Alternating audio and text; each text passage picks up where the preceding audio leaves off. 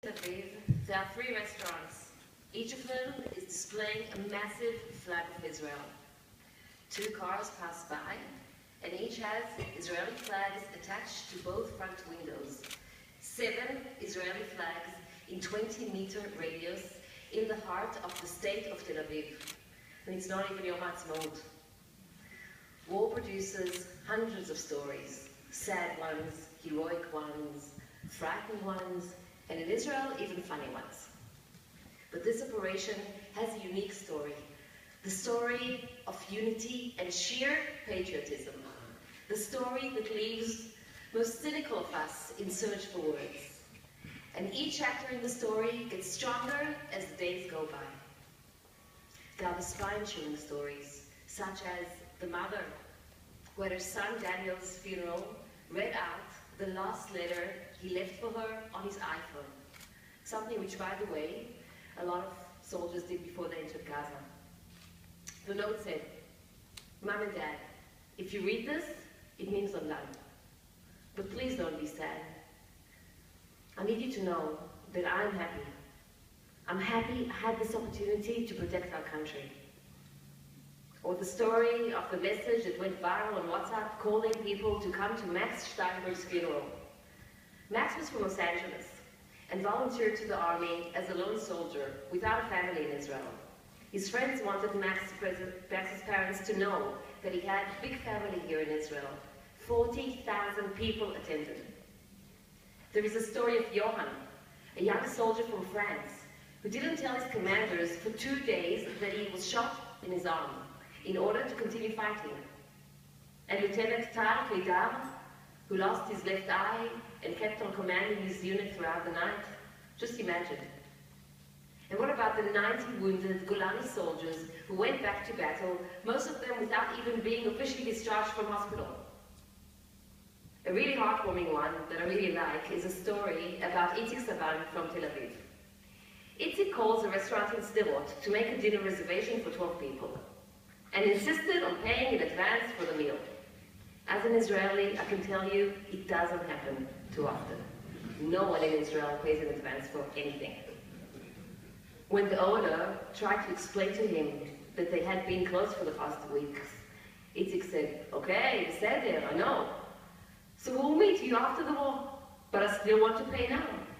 This act of solidarity ignited an entire national campaign called "Meet You After the War," where people all over Israel are paying in advance for activities down south, from guest house stays to auto mechanic services, just in order to help out. And then there is WIZO, who in a matter of hours managed to relocate 14,000 people from the south to the youth villages up north. Wow. I was lucky to spend the entire month of July in Israel. We flew there for my nephew's bar mitzvah, Nevach.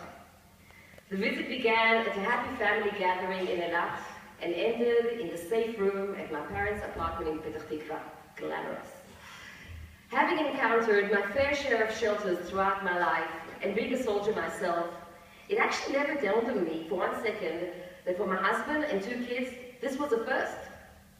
New terms have entered our family vocabulary, such as, "Mom, hurry up and get into the mamad," safe room. "Didn't you hear the red alert, the Tzepa Adom? Have 90 seconds passed already? Did the Iron Dome get it? Can the terror tunnels reach Petah Tikva?" And the most important thing, will they let Ben, their cousin, out of the army for the bar mitzvah? They have to. He's in charge of the barbecue. It's not fair, no. Can't Auntie Dee to just call the guy from the army and tell him it's his brother's bar mitzvah, and that we even flew all the way from Australia for it? Really, what's wrong with this country? Now we're back. My 14-year-old has reverted to sleeping with her lights on, and my son refuses to sleep alone in his bed. Mini trauma, they called it. It will pass. Do I regret putting them through it? Not at all. There is no escape. Being here, being there, it's one existence that we share. It even rhymes. A life of a Jewish child in Sydney is no more sacred than the life of an Israeli child. We are one. I like this one. In May 2000, a day after Israel withdrew from Lebanon, Sheikh Nasrallah, lovely guy, introduced in his famous victory speech the spider web theory.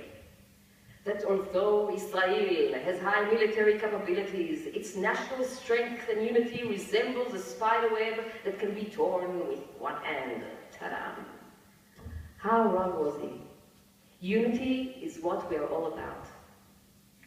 In this war, it's not only another case of putting differences aside. We've seen that before. In this war, something shifted. The boundaries of our society had been entirely blurred. This is the first time where secular army commanders cite biblical paragraphs before going to battle. Left-wing Knesset members are strengthening Bibi's hands. Jewish boys from abroad are volunteering to the IDF. And Jewish people around the world are voicing out loud their support to the state, our state.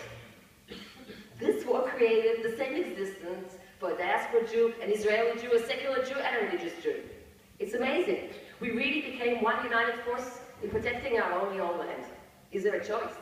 Listen, in these times of unity, it goes without saying, the TV and internet are our breathing oxygen, and every Israeli relative is immediately upgraded to a Middle East analyst.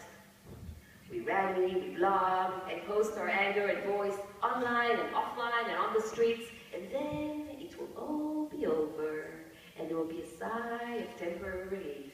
And yes, we'll be able to go back and watch the X Factor in lieu of CNN.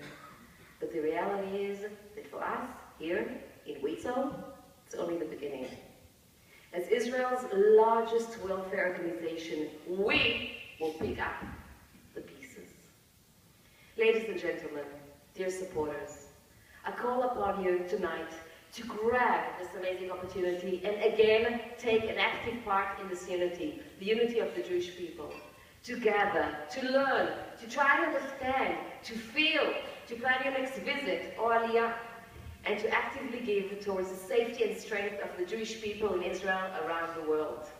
Am Yisrael Chai. Good evening.